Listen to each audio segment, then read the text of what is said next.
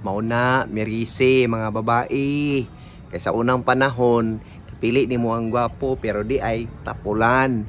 Dawata kung unsay mo ang kinabuhi karon kay mo nang gipili.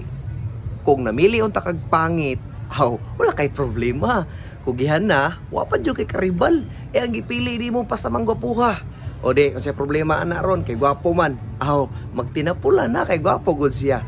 Ikaw ang mabuhi anak karon, kay gwapo man imong bana. So kung sa kinabuhi nimo karon, hala dawata. Kay mo na imong kagustuhan sa una pa.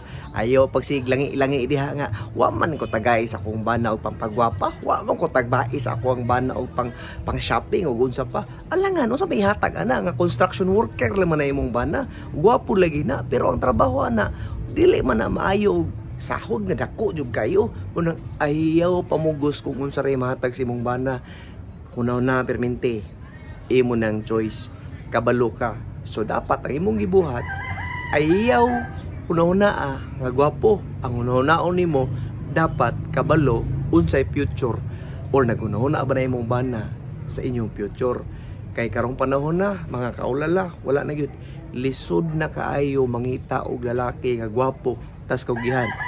Kung naman ako ra na ulala.